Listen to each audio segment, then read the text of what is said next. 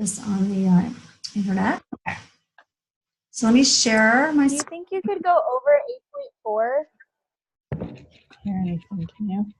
I'm sorry, I didn't hear that. What was that? Do you think you could go over 8.4 E? Yeah, that's definitely, yeah. Okay. Can you guys see my screen? Yes. Yep. Okay. Great. All right. Well, what I wanted to do is two things. First, because 8.4 is very similar to the problem in the book. So what I want to do is I want to just kind of go over the problem in the book first, and then I think that'll help us a little bit around 8.4. Okay, because it's based on that one anyway. Okay, because I think we're using the problem in the book as the flexible budget for 8.4. So what I would like to do is, can I ask, do folks have Excel spreadsheets? Do you have access to Excel spreadsheets? I do. Okay. For those of you that do, I think it would be really helpful if you guys have your spreadsheet open and maybe kind of go along with me with your spreadsheet. Okay. I think that would be really helpful for everyone. And so what I'm going to do is I'm going to start with a blank one, okay? And then I think I'm going to try to build it out kind of quickly, just so that we can do that together. And then hopefully you will have a similar answer to me when we're done. How's that? Okay. Thank you. Okay. All right. So we're going to start with,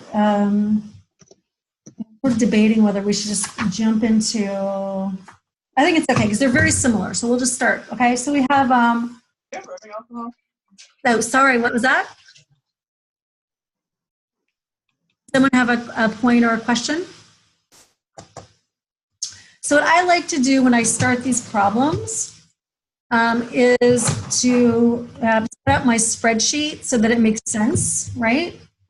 And these problems are kind of intricate, right? There's a lot of complexity here, so I think it's probably, what I like to do is I like to start with just having what I would call is the actual results, okay? Because that's the first thing we're going to be looking at, right, is our actuals. And then I think it would be good to have a column that says static budget. Professor, is it okay if you zoom in a little bit more? Sure. Let's see.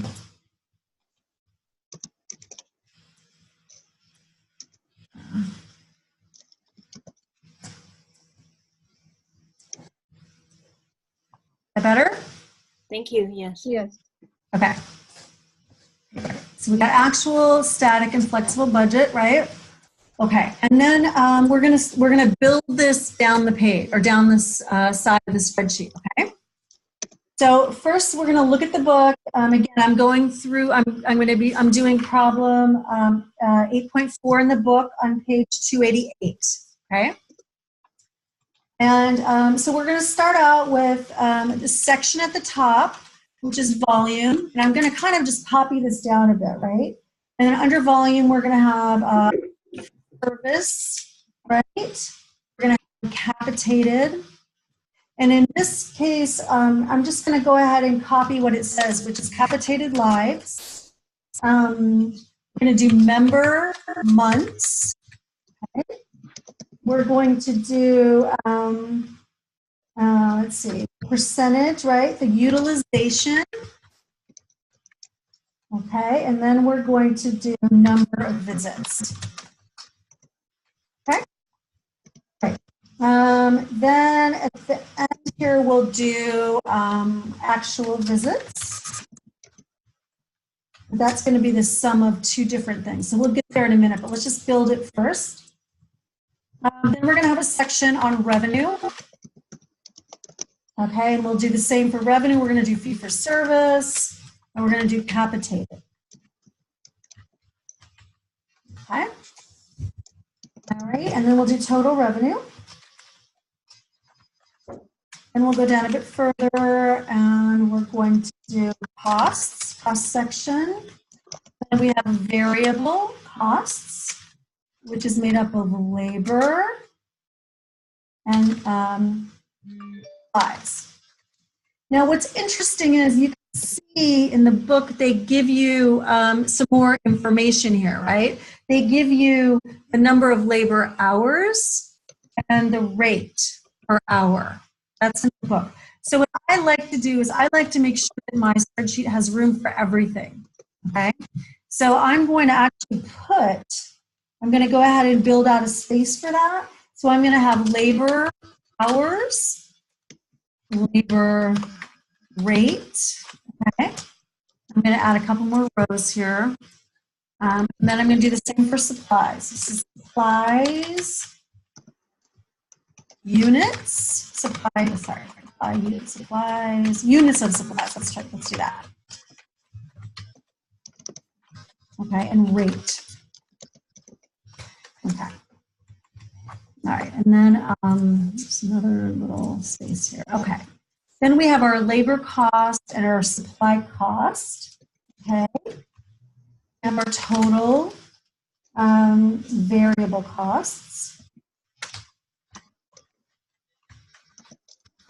Okay. And then we will do our, what's next is our contribution margin. Well, let's wait on that. We'll do fixed costs next. Okay. Okay, and then we have at the very bottom a total actual costs. Okay. Now let's fill this in. Okay. When we start here with the volume, we're putting in our fee-for-service units. Okay, which is basically, you can read it at the top. It's the visits, number of visits, right? That's 40,000, right? Okay, then it asks for our capitated lives, which again, right at the top, 30,000. Now, in order to get member months, we might as well calculate it ourselves, right? So does everyone know how to calculate in Excel? You put an equal sign in the cell, okay? Then you move your cursor to the cell that you want to use to calculate. In this case, it's the capitated lives. You hit the little multiplication symbol, and then we're going to multiply it times 12 months because we know that there's 12 months, right? So that calculates your member months. Okay? Does everybody know how to do that pretty well? Okay. Utilization is 0.2, and that can be thought of as a percentage. And then we have number of visits. So now this is also a calculated field because essentially we're saying we have 360 member months. We're utilizing 20%. So what would the formula be for that? Anybody know? Can you repeat what you just said? What would the formula be for number of visits for our capitated lives?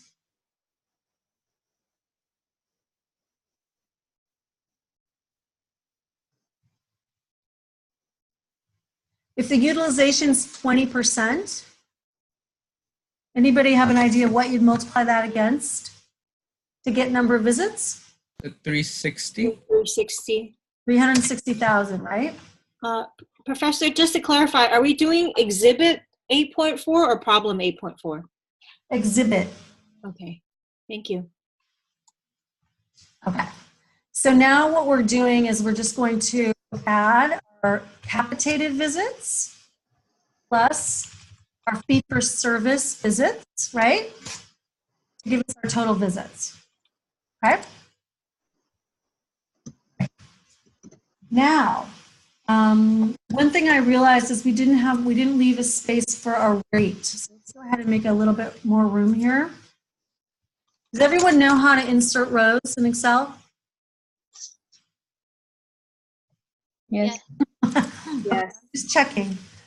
Okay, so let's do a fee-for-service rate.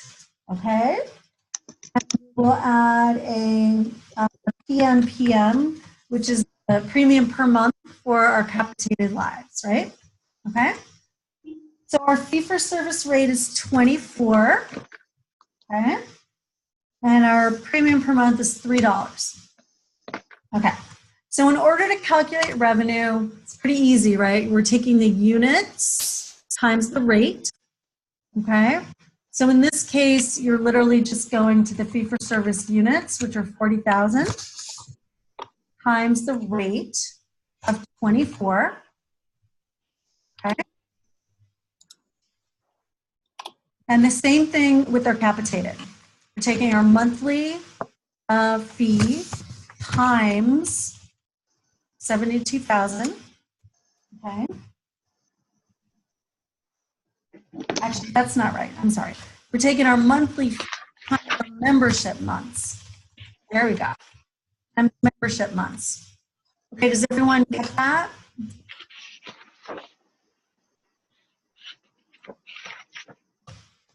So essentially, for the capitated insurance, you remember we charge by the number of lives that we're covering.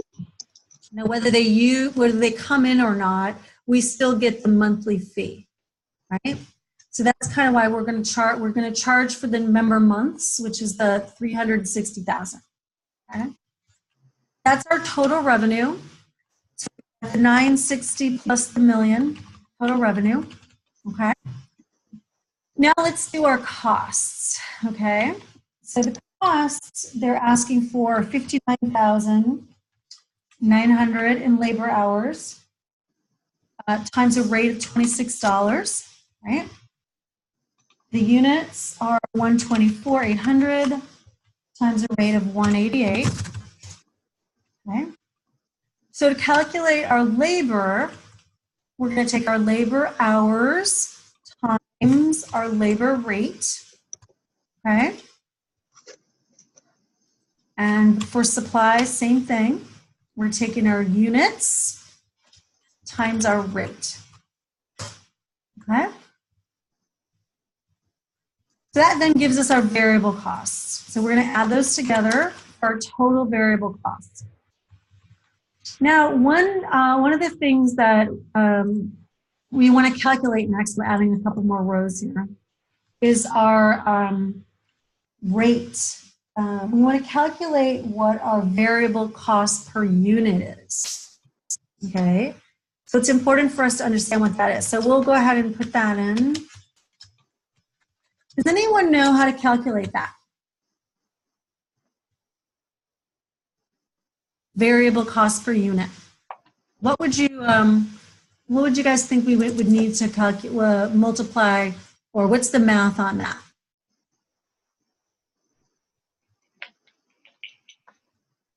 Divided by the total actual visits.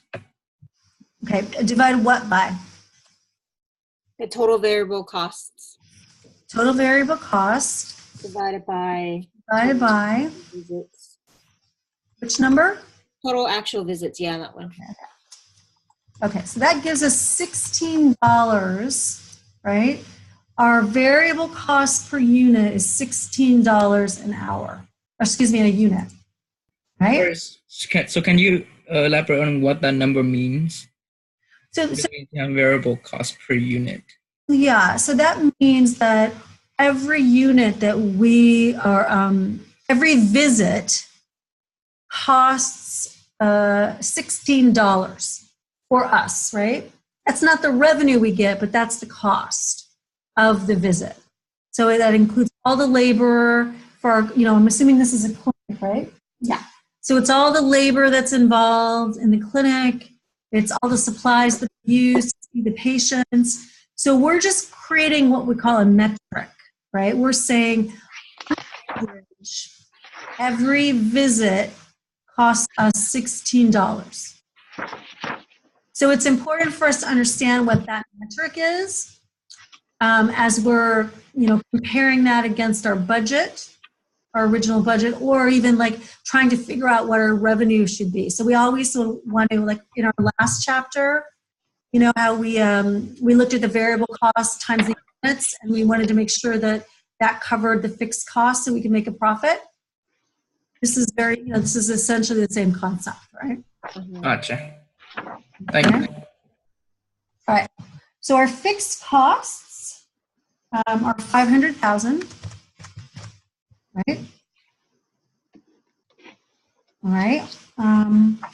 And therefore our total cost would be the 500,000 in fixed, fixed plus the variable. There we go. So there's our total costs. Okay. And then what we want to do is we want to create a P&L. Okay. Well, let's just quickly do that. So P&L, as we know, starts with revenue, right? Revenue, and we're going to go ahead and break out our two types of revenue: fee for service revenue, capitated revenue, total revenue. Then we're going to move down. We'll do our costs. Okay, so we have variable again. We have fee for service, capitated, total. Okay, and then we're going to do our contribution margin. You remember what that is, right? Everybody remember what the contribution margin is? We learned about that last time.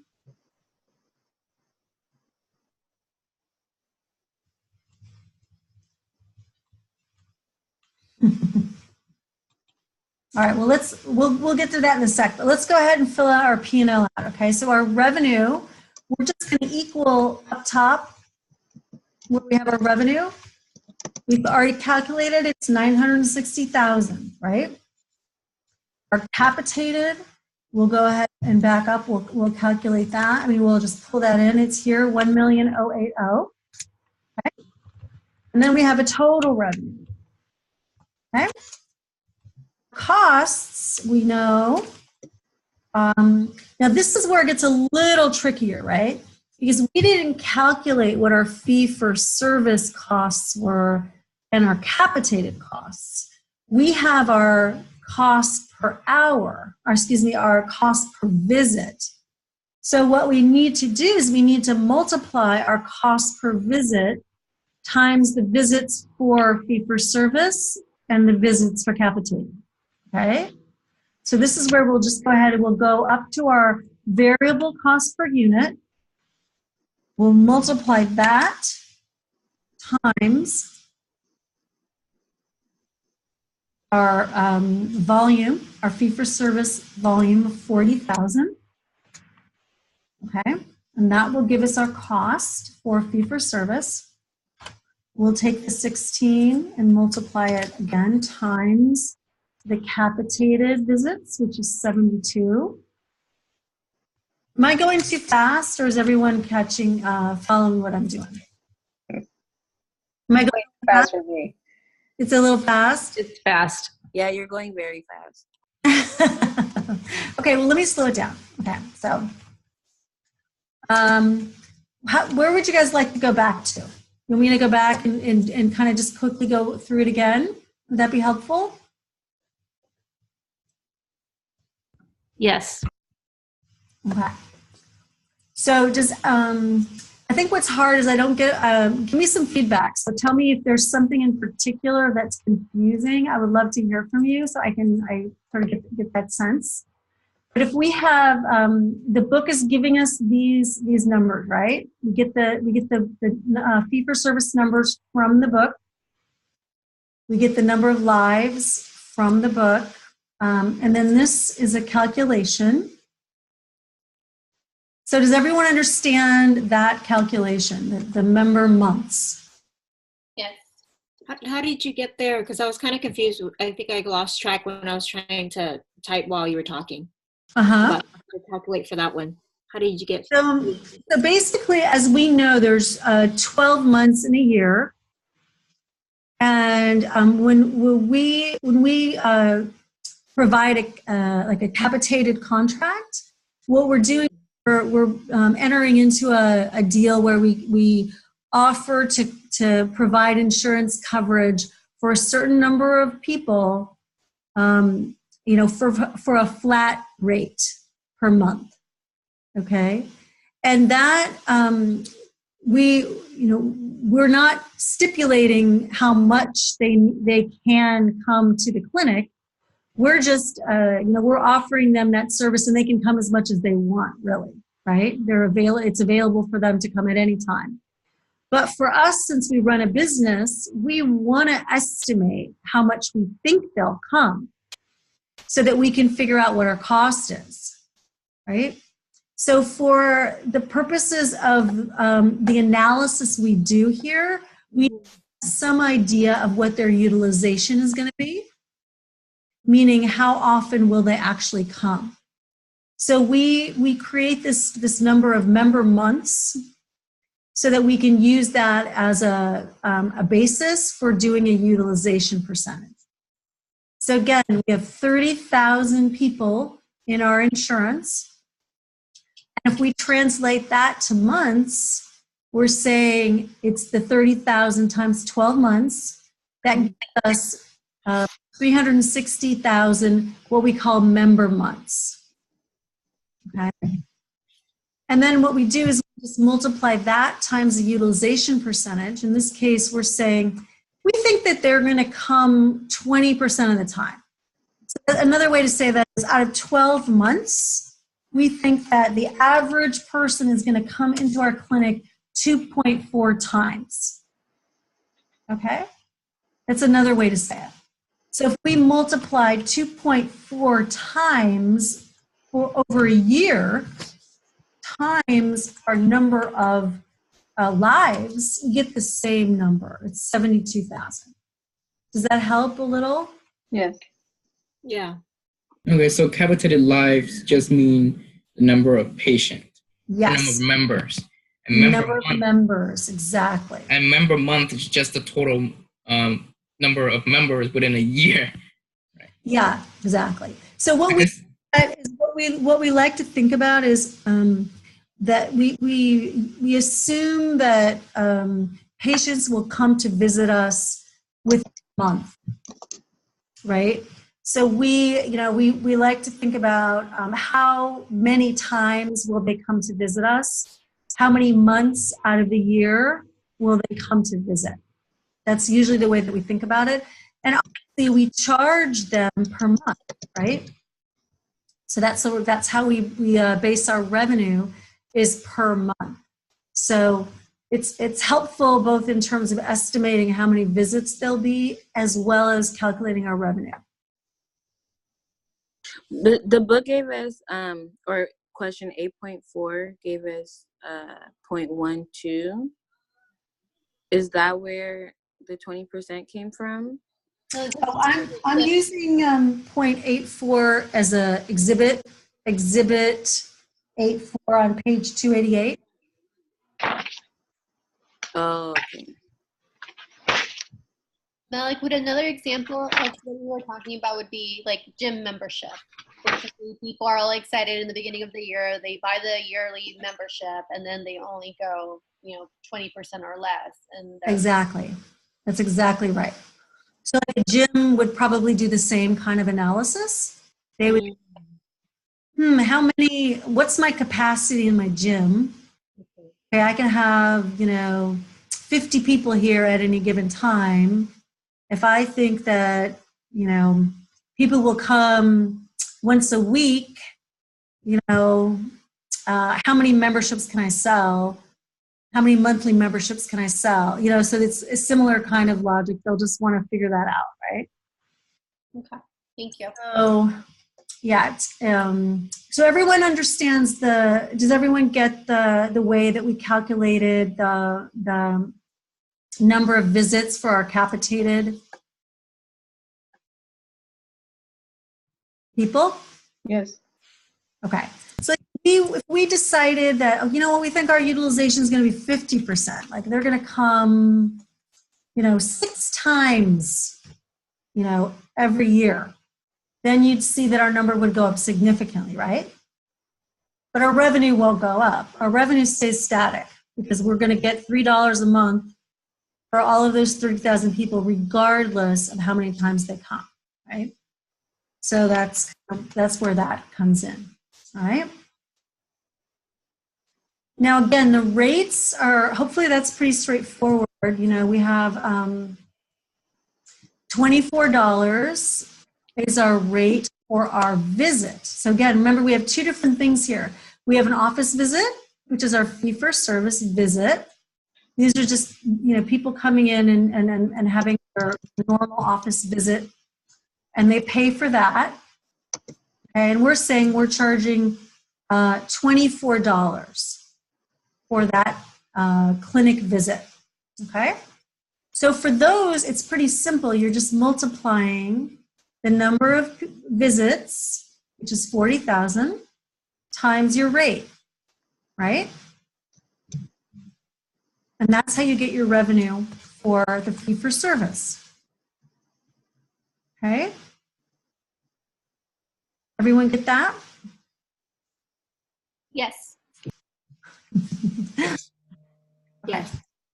And so again, the capitated revenue is taking their monthly membership, you know, their premium per month, which is $3 per month they have to pay, times the 360. But another way we could do this, if this feels confusing, is we could say, well, what's the annual rate? The annual rate would be 3 times 12, right? Because they have to pay that every month. So that's $36 a year they have to pay. And if you multiply that $36 a year, you multiply that times the 30,000 people, you'll get the same number, right? But since we charge them monthly, that's how we're calculating it, right? So if this 360,000 kind of gets confusing for you, there are other ways you can do it. You could say, forget the 360, forget the 20. I'm just going to say each person's going to come into the clinic 2.4 times a year, 2.4 times a year, and they're going to pay $36 a year, right? So then I can say, of my 30,000 people, I'm going to multiply that times, well, actually, we're just going to multiply that times 36. That gives us our revenue. Our number of visits would be 30,000 times 2.4 per year. There's different ways you can do it, but that's basically the math. Does that make sense? I'll go back the other way. Anybody have a question about that?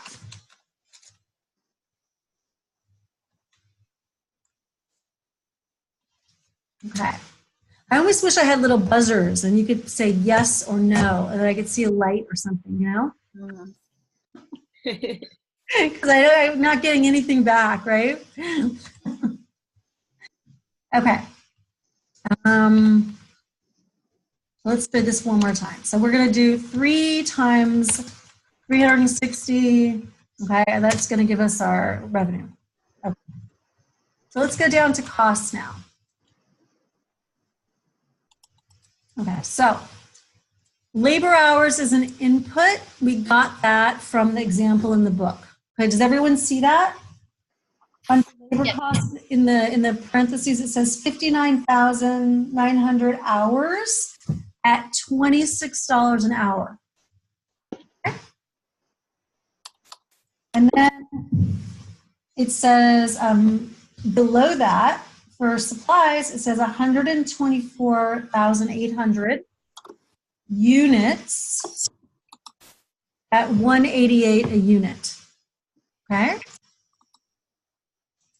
And so if you're buying, you know, if you're paying for 59,900 hours of labor and your average labor cost is $26, then you're literally just multiplying them together to get your labor cost, right?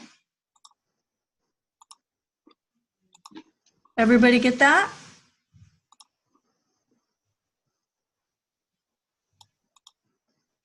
So to get the total labor hours, you multiply the labor hours plus the labor rate. I mean, times the labor rate.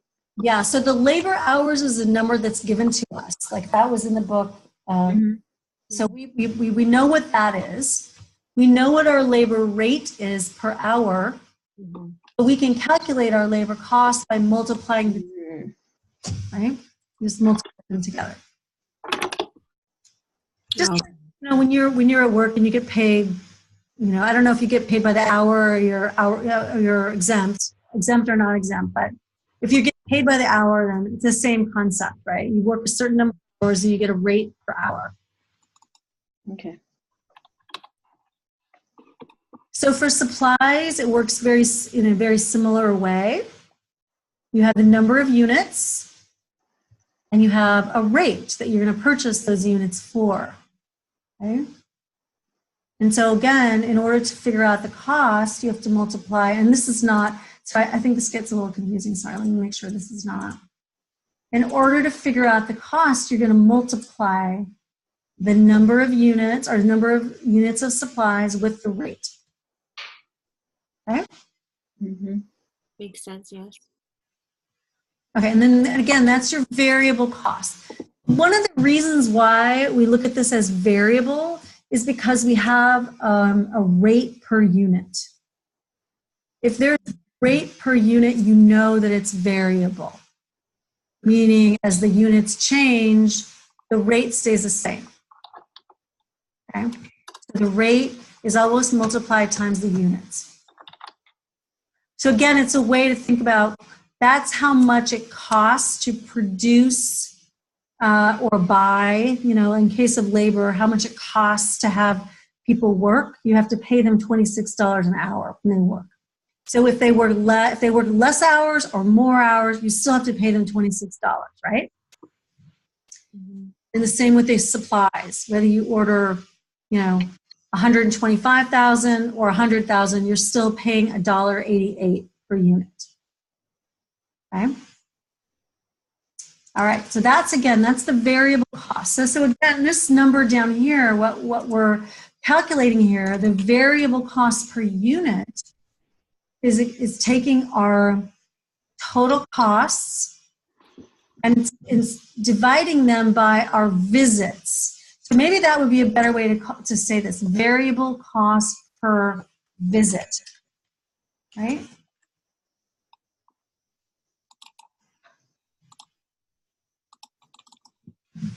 And, when we were in our last chapter, we were looking at our revenue rate. Do you remember? So if we wanted to calculate what our revenue rate is, just to hypothetically say we have 2,040,000, let's divide that by our number of visits. We've got 1821.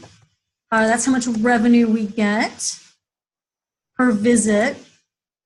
And the only thing to be careful about here is that you do have a portion of your revenue that's capitated. So it's not really a variable rate. Okay, so I don't want to get you too confused, but we'll just keep going here. So then we have our fixed costs, okay, and we have our actual costs. So that's really just adding our fixed costs to our variable costs, and that gives us our total. Okay?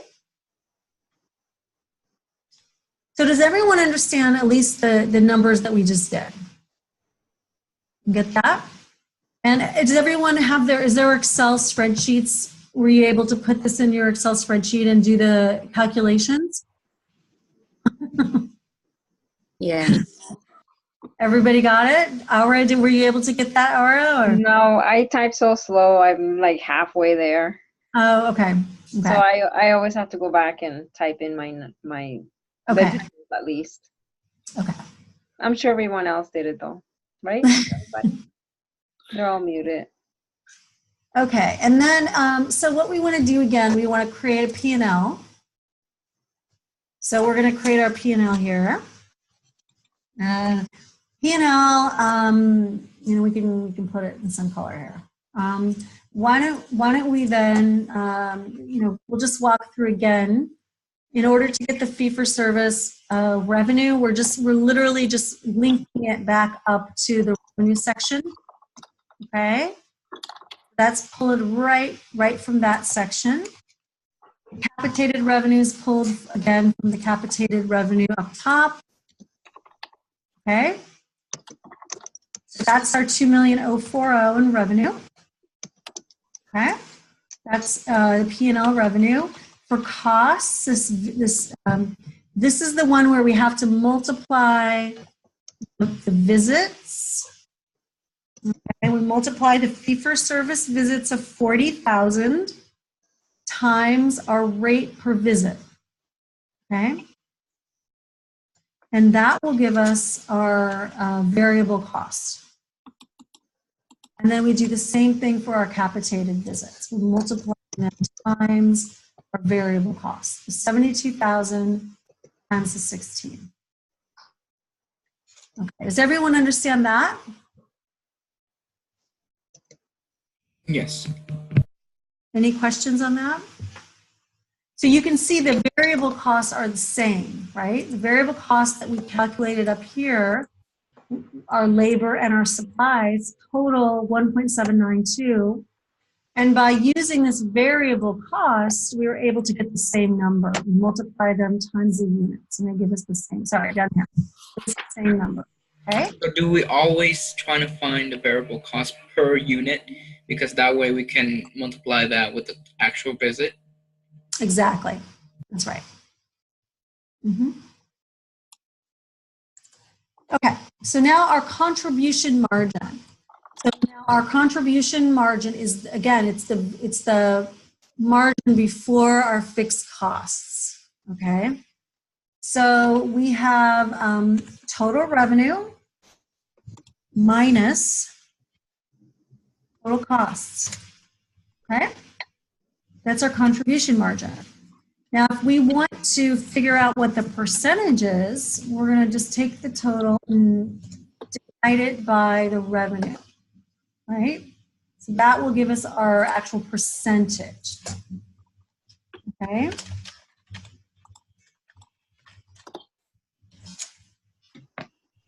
Okay. Everyone got that? Yes. So we'll just add our fixed costs to our P&L, which again, we'll just link right up top here. Okay? So I'm going to just go ahead and add a total cost because I think it's good to have it, which is basically the total variable cost, the total fixed cost gives us our total cost. And then we can calculate our profit. So our profit is going to be our margin, our contribution margin, less our fixed costs. Okay, so that's negative. So what does that mean? What does negative profit mean?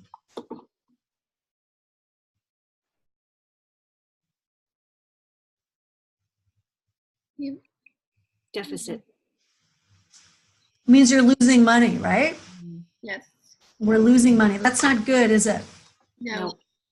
So any idea what we could do to improve our economics here so that we wouldn't lose money?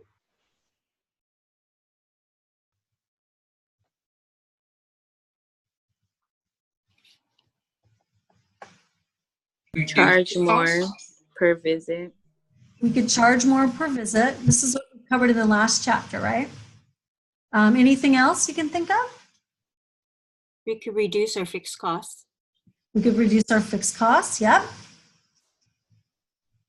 One more thing, anybody know what that last piece is? Reduce variable costs? Reduce variable costs, there you go. So those are your three levers, right? To improve your economics in your business. You can increase your revenue rate, right?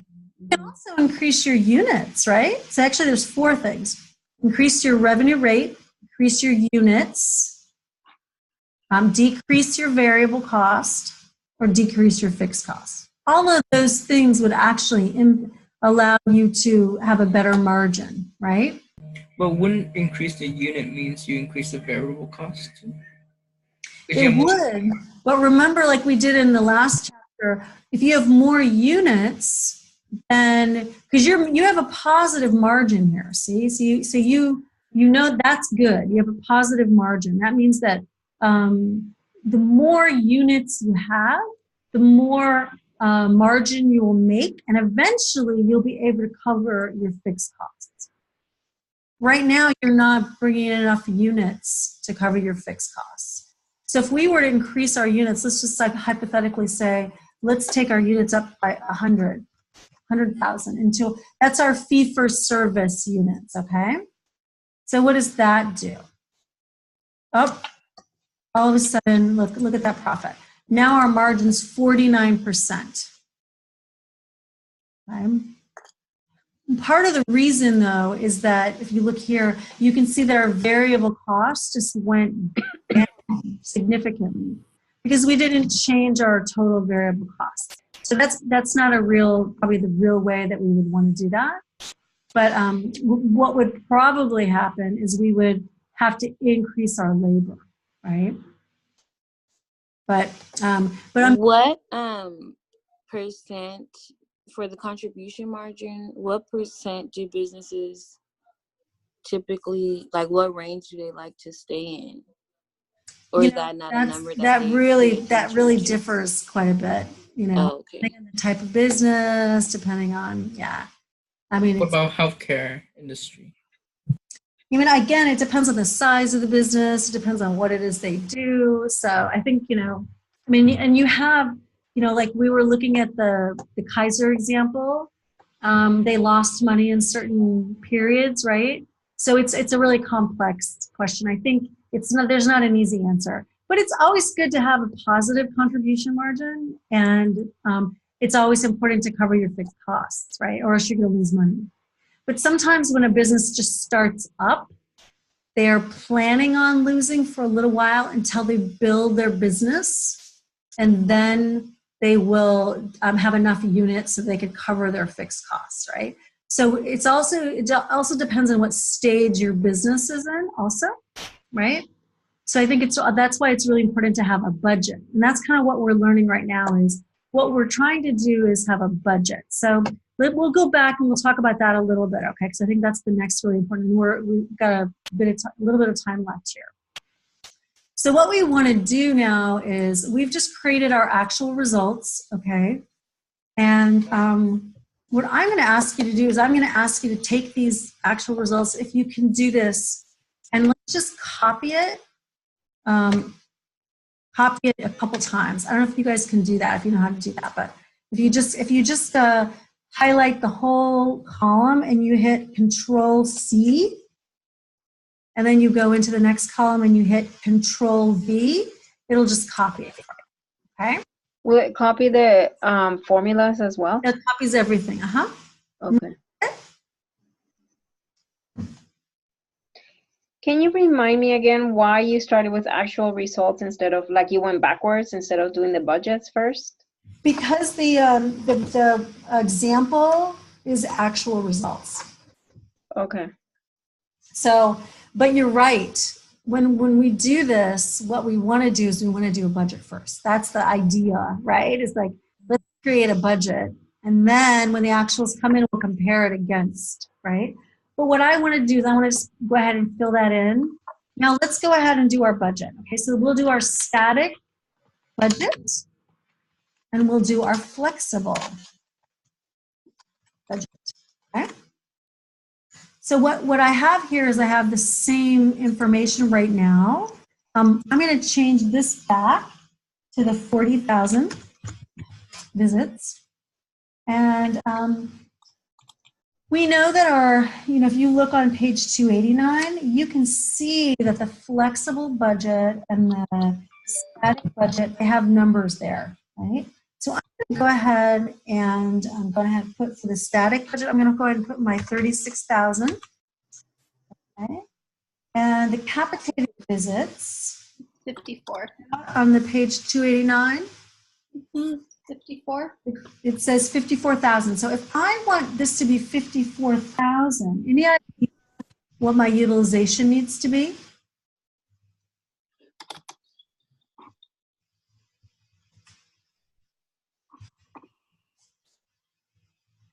One way we can do that is put 54,000 here and just go backwards and say, okay, so of my 54, if I do divided by 36, that's 15%. Okay. So the budget was a 15% utilization. Our actual utilization was 20. That's bad, right? That means that we have more people coming in than we estimated. Mhm. So that's definitely going to cause a profitability problem for us, right? And we also had more fee-for-service visits. So that might have actually been a good thing, right? We had more paying customers, so we might have, that hopefully improved our revenue. So if we look down here and we see the revenue in our static budget, you can see, oh, did somebody have a question? No. So what's interesting is our static budget, our fee-for-service revenue is 900,000. See that? Right? So we have 900,000 in our static budget for revenue.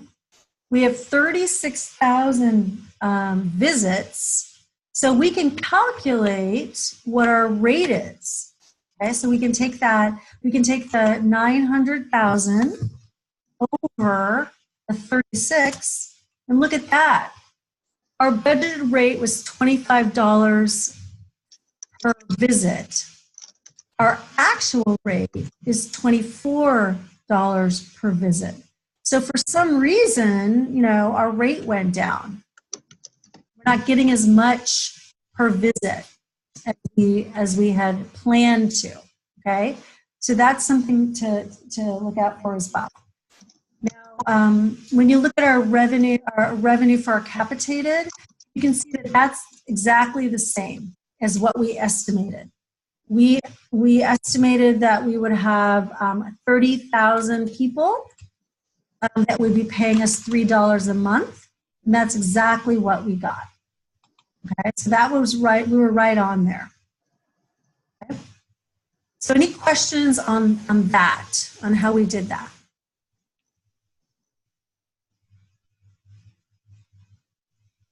Okay, now what we're going to do with flexible is we're going to say, for the flexible budget, what we're trying to do is basically say, we know that the number of visits changed, so we want to create, we want to take our static budget and we want to kind of recast it using our actual results. So for the units, we're just going to go ahead and use the budget units. Okay, so all of those end up being the same, okay, as our original, as our actual results.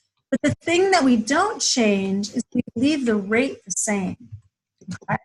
That rate of $25 is still something that we're going to include, okay? So then you can see on our flexible budget, right, that now we have $1 million, although our actuals were 960. So what this means is that our revenue eroded a little bit, right? With the same number of customers, 40,000, we're getting less revenue from them. And you can see that right here because we're only getting $24 a visit, whereas our budget called for 25. Okay, but when we look at our capitated, we're getting exactly the same. Does that make sense? Yes. Okay. All right. Let's go down to labor. Now the budget, the static budget doesn't tell us how many labor hours we have. It doesn't tell us what our labor rate is. I just happen to know that the rate's 27, just because I calculated it.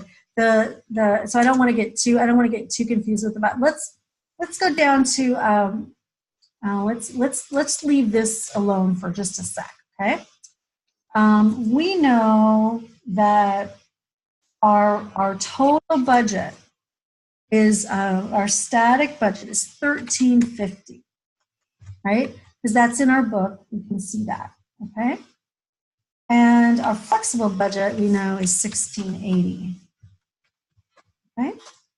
So what that allows us to do is allows us to calculate our variable cost per visit, because we know what our budget is, and so we're able to use that budget amount, and we're able to calculate using our visits, number of visits, right? We're going to take our number of visits, right, of 90,000 budget, and we're going to use that number. That's $15 a unit. Same with this. Now, we should be able to calculate this 1680 as well, because we have to use the same rate. Remember, our flexible budget uses the same rate as our original static budget. That's $15 a visit. So in order to calculate that, we're going to take the $15 a visit, multiplying it times the 112. I think I'm getting let's try that one more time. 15, here we'll do it like this.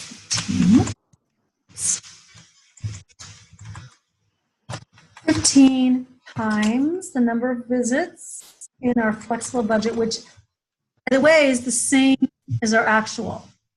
Remember, our flexible budget includes the volume from our actual results.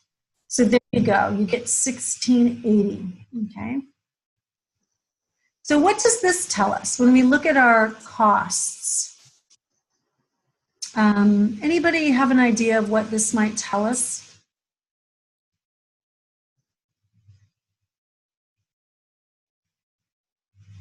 That we have a lot more variable costs Than we did when we budgeted, right? Right. Now we know, let's go back up at our units. Our budget only had 90,000 units. We have 112 that actualized, right? So we have a lot more units that came in, right? So that's going to cost us more, right? It cost us more money for those units. So part of this change right here is because we have more units, right? Part of that's just really simple. More units, it's going to cost us more, okay? And the other part of this change could be that we have some efficiency or some inefficiency that's going on. So that's when we create this flexible budget, that's what that allows us to understand is what would our, that was weird. What would our units be if we, what would our costs be if we had the same number of units? So you can see that, again, we're going to just do a variance here. We have $112,000 cost difference between the two. And that, we know that that's not volume because we have the same volume. So that must be other things and not volume. And so that we'll get into that in a little bit, okay? But I think that's the important thing is the flexible budget allows you to understand or to remove the volume variance and focus on what the other variances are here, okay? All right, now if we go down to our P&L, what we can do here then is we can actually look at, I'm gonna copy some variance stuff that I put on the other page just so I don't have to rekey it in. Let's see here. Got it? Which one did we just do? So now I'm getting confused. This was 4A. There we go. Sorry, I got lost for a minute. Okay. So what I have here is the different types of variances, okay? And let me try to get this so we can get it all on one screen. Can everybody see this okay? Yes. So as we know, we have revenue variance, okay? And the books define that for us as actual revenue minus static revenue, okay? So if we then were to take our actual revenue, because we know what that is. Remember, this is our actual revenue minus our static revenue, okay, which is this one. Then that's going to be our rate of 60,000, okay? Let me just move that back to you a bit more here. And let me do this too while I'm at it. I'll go ahead and label these columns just so we don't get ourselves confused, okay? Let's go ahead and label these. All right. Okay. So there we have our 60,000. Now let's go to our volume variance. Okay. So again, volume variance, right, is our flexible revenue, which is this one, minus our static revenue. And again, remember we looked when we created our flexible budget, we used the same units as our actuals. So we know then that there's going to be a difference between our flexible budget and our static budget, and that's going to be units. So that's volume variance, right? It's another way of calculating the volume variance, saying what's the difference between static and flexible. Okay. And then essentially then, what's left, of course, is going to be the price variance. So you could sort of do it this way, right? And say, okay, what's 600 minus 140? But what the formula is actual revenue minus flexible revenue. Okay, that's 40. Okay. So what that really means then is because we had a rate that was lower, we're actualizing at a $24 a visit rate for our fee-for-service versus the budget where we had, I think it was what, 25. We're losing money on those units, right? Because we had 112,000, sorry, what was the number of units? 40,000 units, right? And we are losing $1 on all of those units. So that's $40,000, right? That's basically stuff like that, right? So that was another way we could have done it, all right? This is where, again, this is where we calculate our revenue variance is using these two formulas. Does that make sense for everyone? Did everyone get that? I have a question. How come volume variance, to calculate volume, you use the revenue number? Because I keep thinking volume means the number of patient or member. Well, volume really is another way to say units. You could also call this a unit variance. So what it means is, here's another way, you know that your revenue formula is units times rate equals revenue, right? So what Yes. you want to understand the unit variance and the rate variance. And what's adding those two together will give you your total variance, okay? So maybe there's another way to make this a little bit simpler. Let me just think about that. So let's do this. Let's say that you're selling lemonade. Okay, I don't know. I'll just come up with something. Let's say you have a lemonade stand, okay?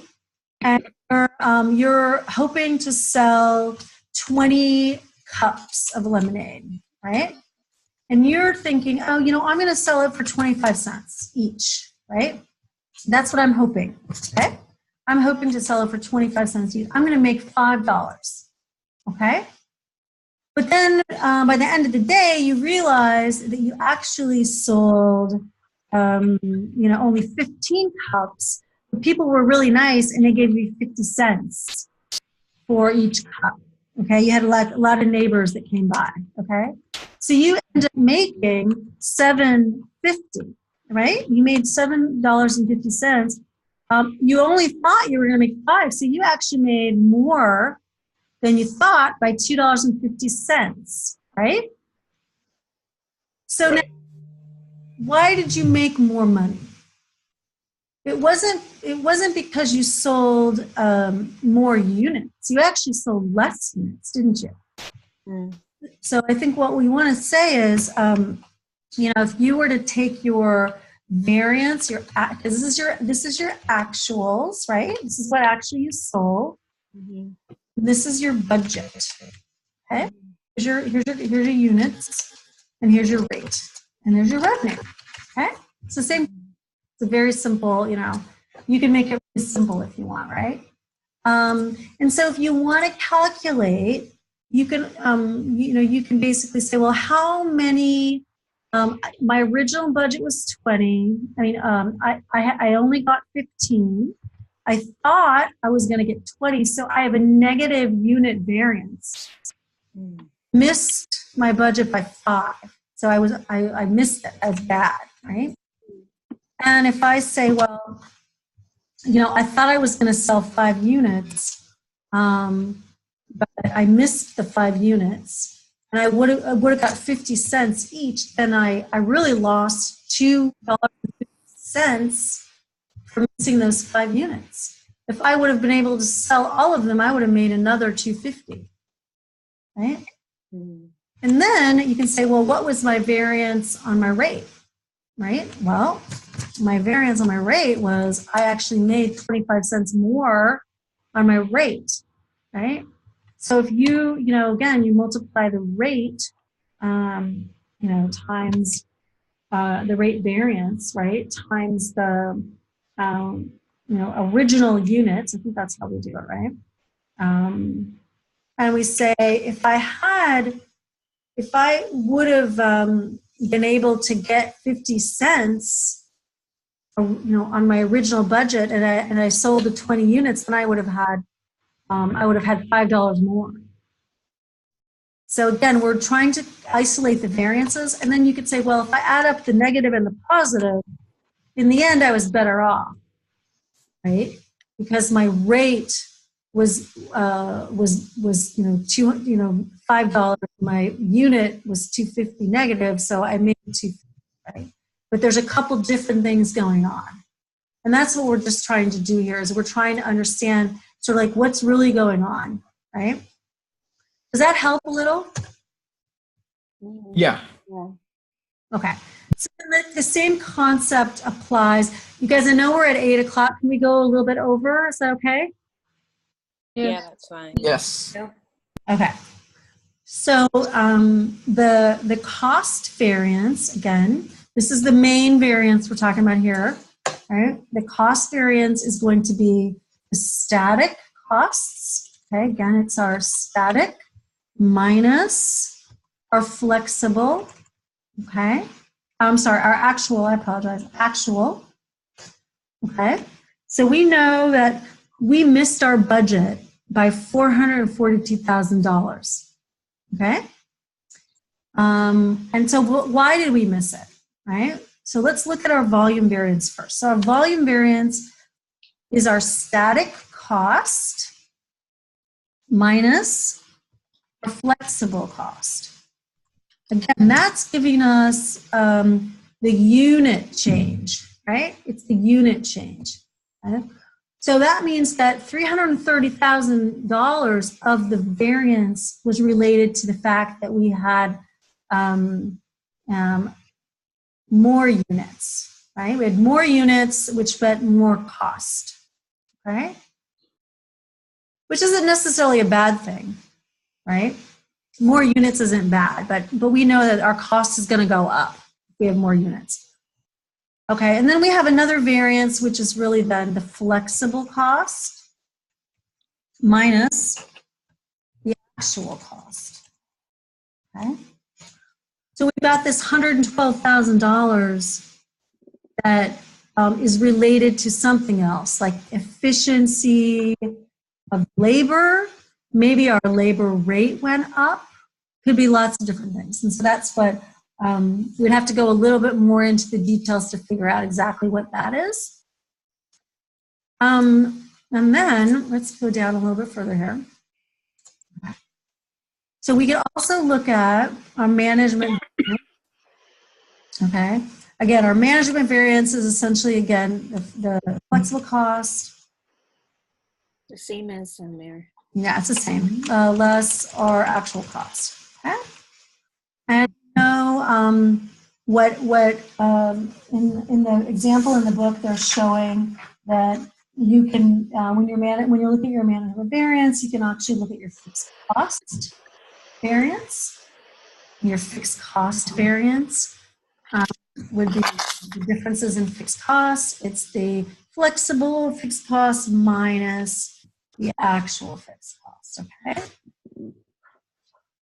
The labor, and then we have, the other variances that we could calculate underneath that, which would be the labor and the supplies variance, right? The labor and the supply variance. And similar, they kind of go the same way, right? So the supplies variance is a flexible supply costs, right, minus the actual supply costs, okay? And that's essentially how you calculate that one as well. So these are a little bit harder because they don't, the example is not necessarily giving you what these costs are here, right? So you would have to do some calculations to figure out these two pieces. In the example in the book, they just give you what those are. They provide those for you, these two variances. And I don't believe in the book they're asking you to calculate these without giving you the assumptions for those. So you would have to look at a specific problem for that. But this is sort of the idea of how to calculate the different variances. So and I can definitely give you examples of those two if you guys would like to see that. But let me kind of stop here and see if you guys have any questions or if there's a different area you'd like to look at.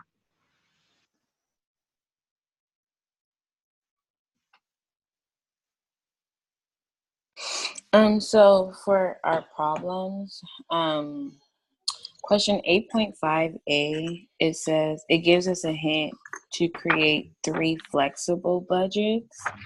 Mm-hmm. How, can we go through or talk through that a little bit?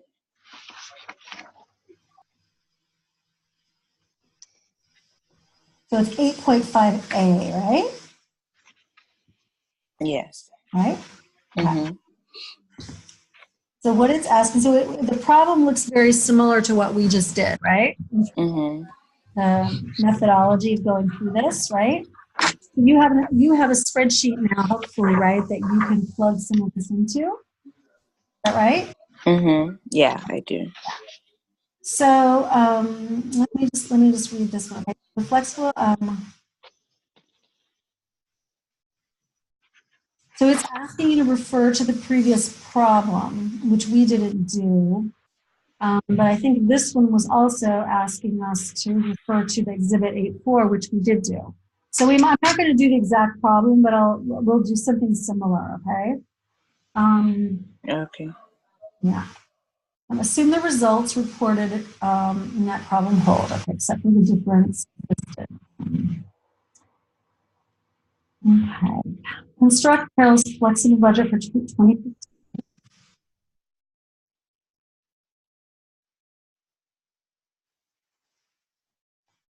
Okay, so it's saying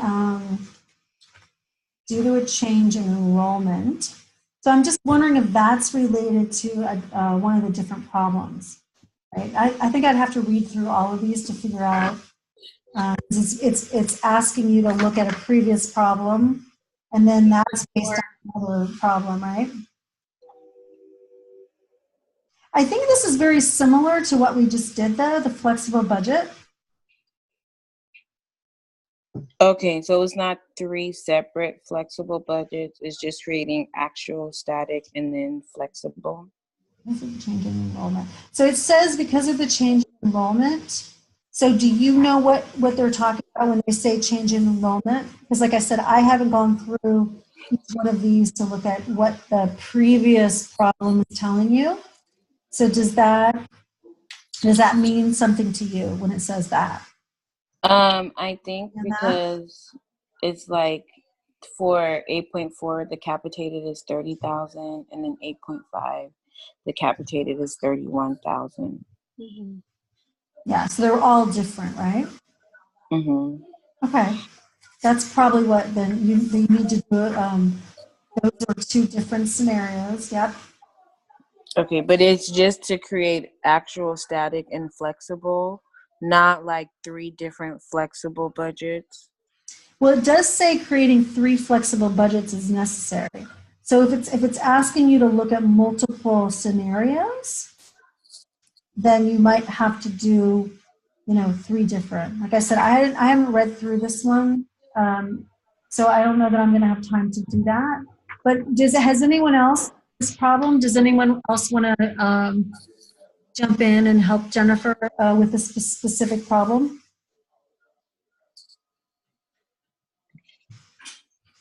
I also have the same question. So 3 flexible budget. So it's asking us to kind of plug in different capitated numbers of members then?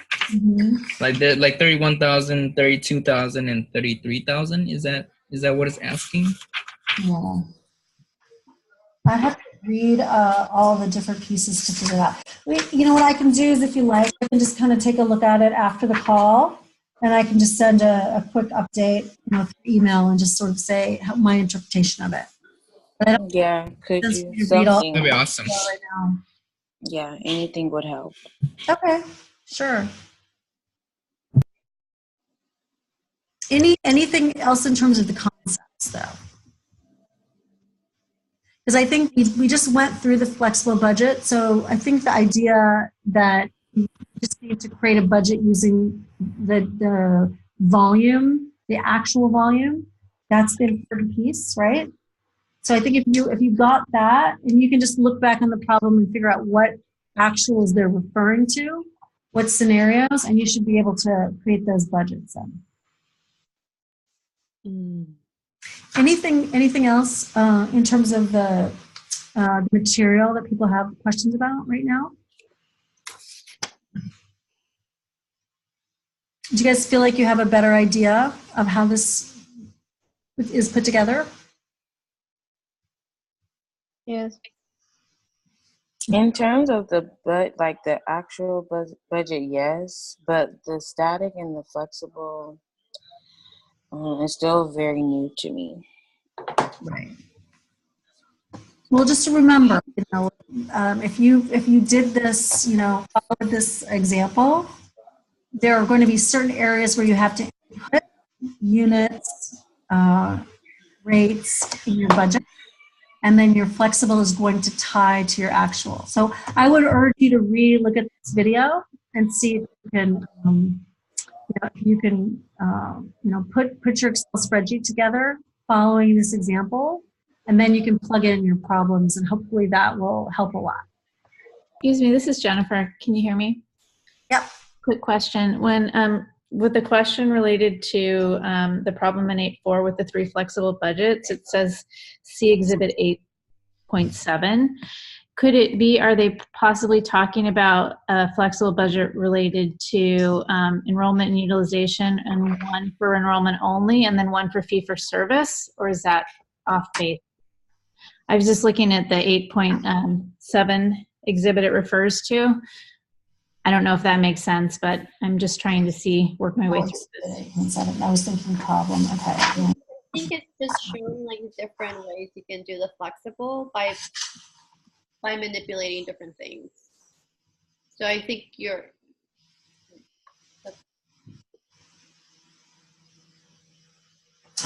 Oh, because in the example, it gave it 2 examples of the flexible budgets. That's probably what it means to different scenarios. If it's Well, if you keep going on the exhibit 8.7 towards the bottom, it has enrollment variance equals flexible, enrollment variance equals flexible, and even Yeah. Why don't I take a look at it, like I said, and I'll write a note, okay, in the next minutes. I just don't want you all to wait while I'm going through it, okay? Thank you. No problem. Okay, Thank you. thanks everyone. Have a great night. You too. Okay, Thank you. bye.